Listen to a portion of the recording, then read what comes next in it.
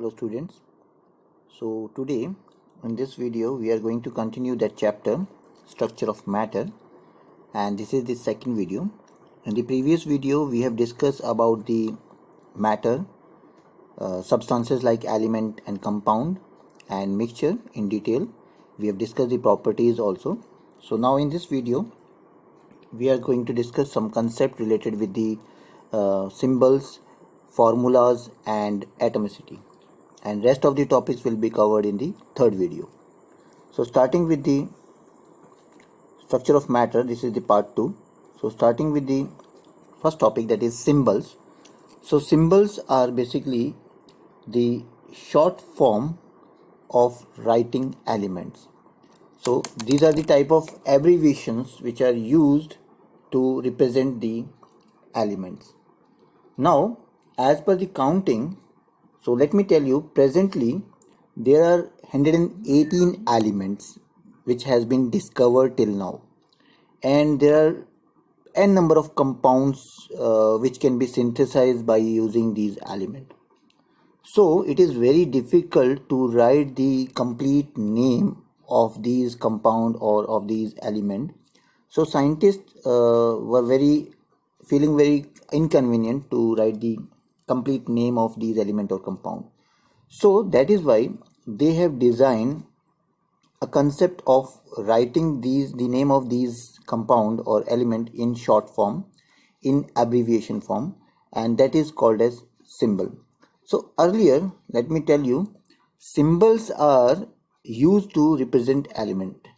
Remember this thing, symbols are used to represent element, and formulas are used to represent the compound, in which number of more than two elements are present. So earlier, if we talk about the earlier system of representing elements, so scientists in the earlier century, they were using the picture symbols to represent the element. So scientists like alchemist, so he has designed some pictures to represent the element. As you can see onto your slides, so these are the picture symbols that has been used by the scientists to represent the symbols of common salt, copper, iron, silver, gold. So these were the common type of compound or element. So scientist has designed some sort of picture symbol to represent this element. Later on in the late 16th century, John Dalton has also he has also given some symbols to represent the elements, like you can see onto your screen. So these are like copper, iron, silver. So various what we can say symbols in the form of pictures or in the form of letters has been used by this scientist also. But these symbols were these symbols were appropriate because that time the number of elements discovered were very less in number. Around 18 to 20 elements were discovered that time. So these symbols were sufficient, I would say. These symbols were sufficient and were not confusing. But later on, when this discovery of further elements were there, so number of element has increased. So to use this picture symbol was not possible to represent these elements. So they have developed a modern system of representing the element, and this modern system of representing element was given by the scientist Berzelius. So Berzelius has used the letter of English alphabets to represent the element.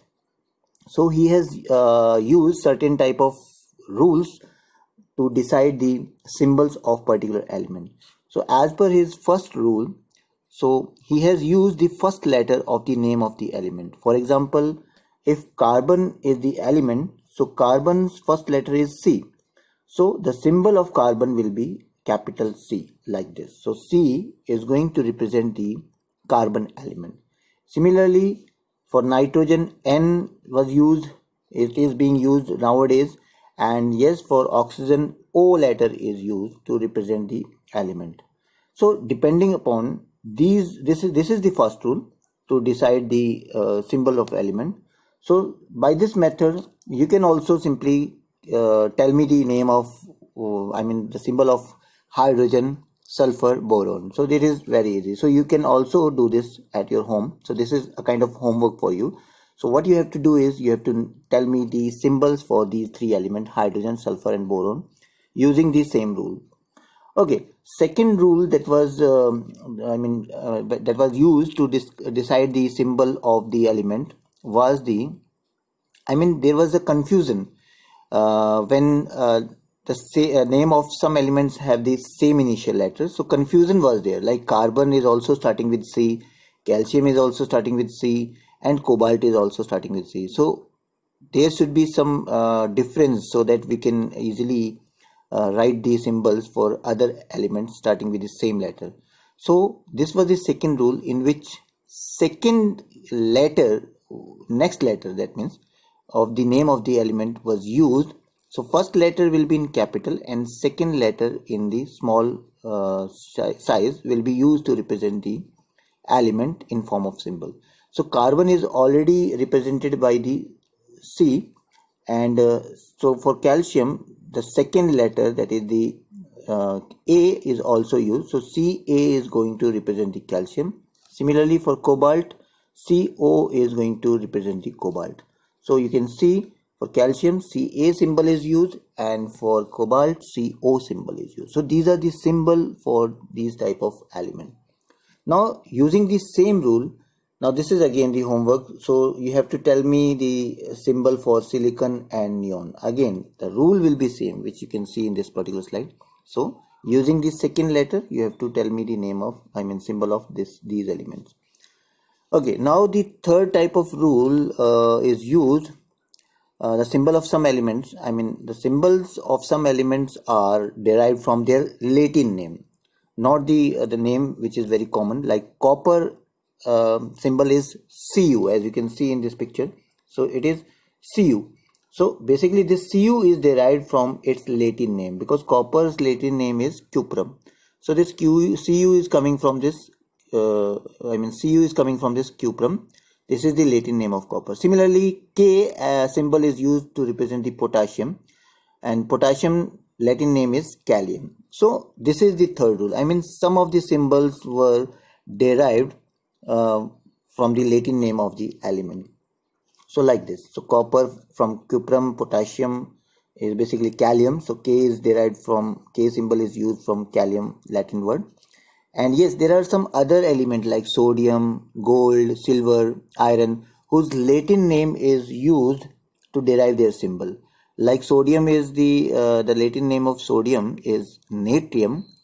Gold, this gold is aurum. The Latin name of gold is aurum. Similarly, silver is argentum, and iron, you can see it is ferrum. So again you have to do this task, that you have to tell me what will be the symbol of sodium if it is natrium, gold if it is aurum, like this. You have to tell me the name of all these four elements. Okay, now moving further, that is related with the formulas. So formula I have already told you. So formula is, again, it is a kind of symbol which is used to represent the name of compounds, or you can say molecules. So here you can see, so it is abbreviation basically, and it is composed of two things. Remember, formula, as you can see in this picture also. So here, this is the formula for water. So water is molecule which is having H2O. This is the formula for water. So this is very common formula, and in the beginning I have already told you I have used this H2O formula many times. So hydrogen and oxygen, so these two elements are involved in the molecule of water. So this H is the symbol of hydrogen. So in writing formula we are using this symbol of elements which are involved in this formula. So H and O is written, and this 2 is basically representing the number of atom of hydrogen present here. So in water 2 atoms of hydrogen is present, and for oxygen O, nothing is written onto the subscript side. Here you can see this is the subscript side, so nothing is written. That means we assume it as 1. So this, when nothing is written, so it will be counted as 1. So oxygen is 1 and hydrogen is 2. So this is the overall composition of water molecule in which 2 hydrogen and 1 oxygen element is present. So this is whole a formula of water. Similarly, we can have the formula of sodium chloride. Sodium chloride is the common salt, table salt. Sodium is having the symbol of Na, and chloride, that is chlorine, is having the symbol of Cl. This is L, Cl. So, and remember, sodium, one number of atom of this particular element is 1 here, and here also it is 1. So no need to write 1. It is quite understood that it will be 1 only.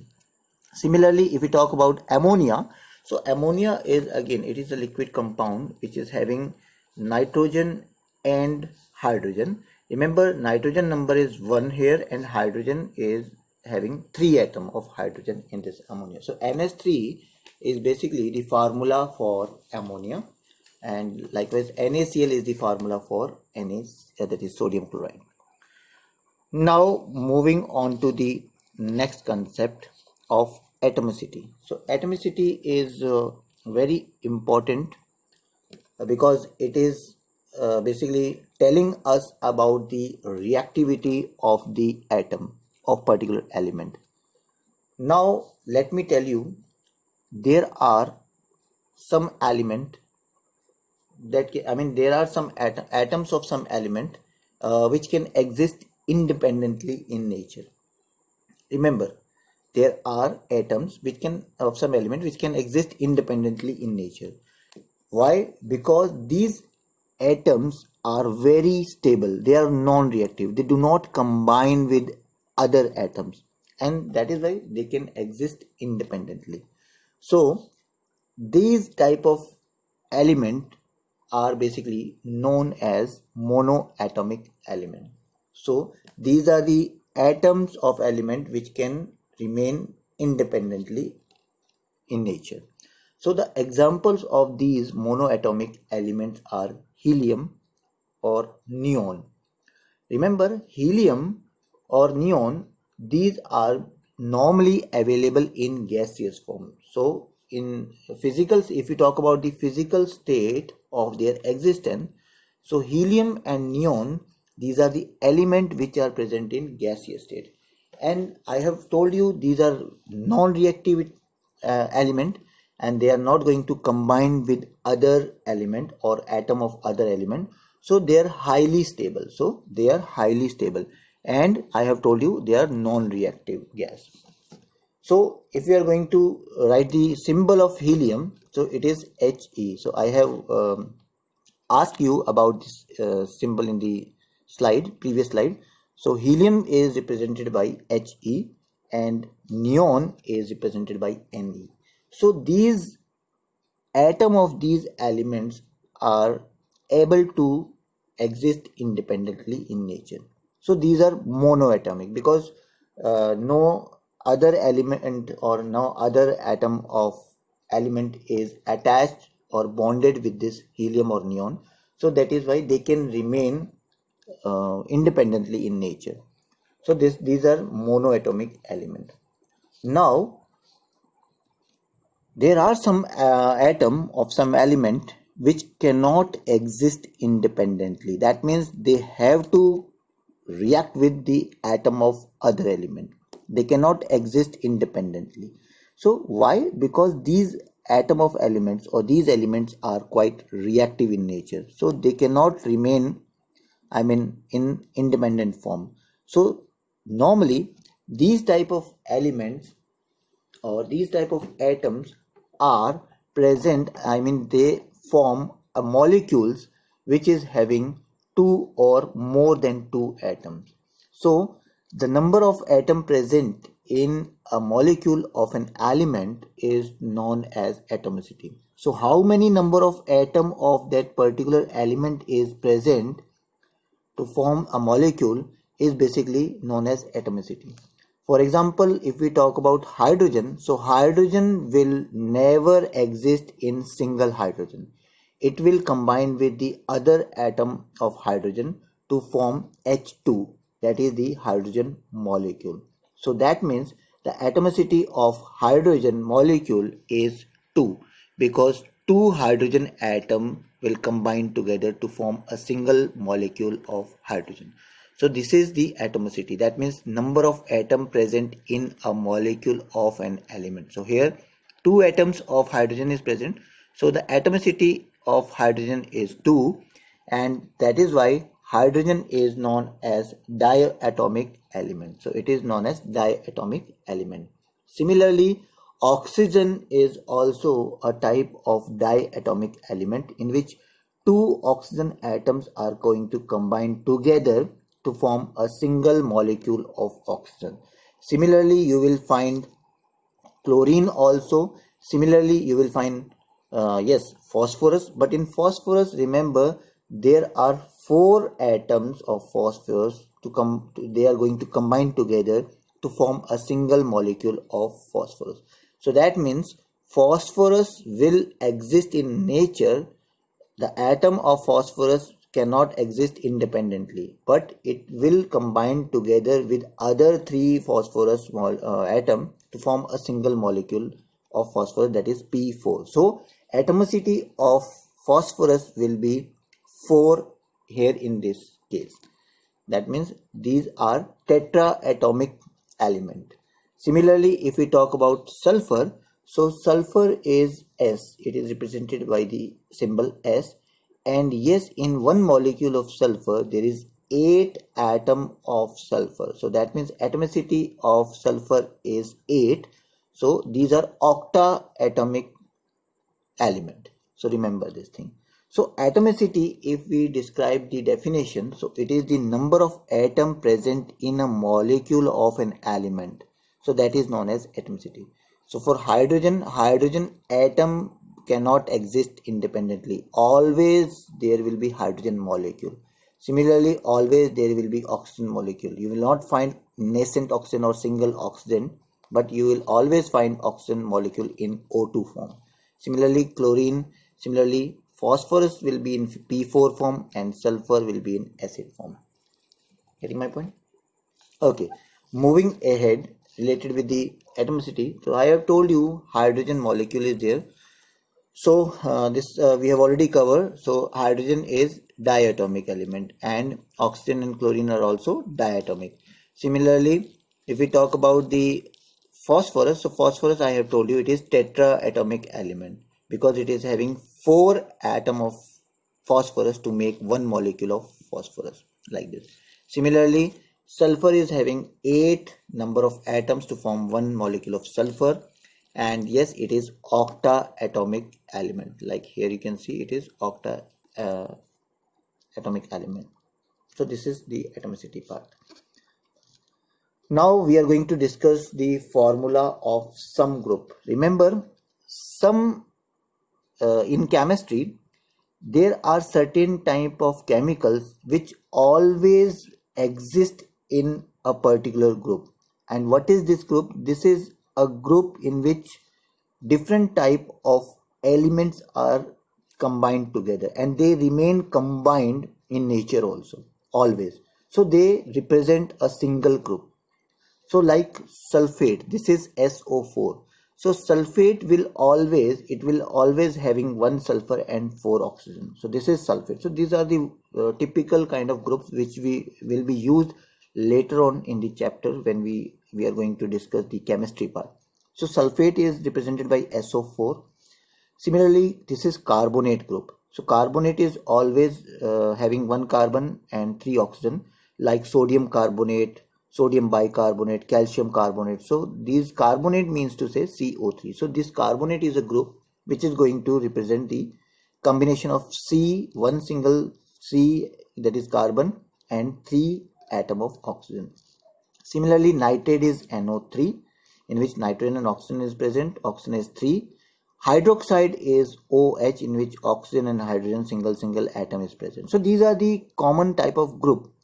Similarly, this is bicarbonate, HCO3. So bicarbonate, that is sodium bicarbonate. This kind of salt you have already heard in the acid, base and salt chapter. So this is bicarbonate. So these are the group which will always remain in single combined form, and this group is used in chemical reactions very much. Later on in the topic we will discuss about this. Okay, now if we talk about the formula of some compound having this group, so I have already told you compound like copper sulfate, blue color salt, if you could remember, in acid base salt copper sulfate is a, so it is having copper and sulfate group, so sulfate is group, so this is the kind of compound which is having the formula of CuSO4. Similarly, sodium carbonate we have already discussed, baking soda, and sorry, not baking soda, it is washing soda, and NaOH, it is sodium hydroxide. This is sodium bicarbonate, that is baking soda, sodium bicarbonate, that is NaHCO3. So HCO3 is carbonate and Na is sodium, no doubt. You can easily distinguish between this. So this is how we can write the formula. Now what this formula represents, so we have already discussed this thing. So it gives us the information about the type of element present in the compound. So formula will tell you which type of element is present in compound, and yes, formula will tell you how many atoms of each element are present in that compound. Like H2O, hydrogen and oxygen is present, these two elements, and H2, that means 2 number of hydrogen atom, and O is single number of hydrogen atom is, oxygen atom is present. So like this. So this is basically tell us. And yes, sometime you will find in formula that number of molecule of water is also present. So this will tell us that whether the salt is hydrated or non-hydrated. Sometimes we call it anhydrated salt, like this. So this is basically the formula. Now in the next video we are going to discuss about how we can balance the equation, how we can write the formula. This all we will cover in the next video.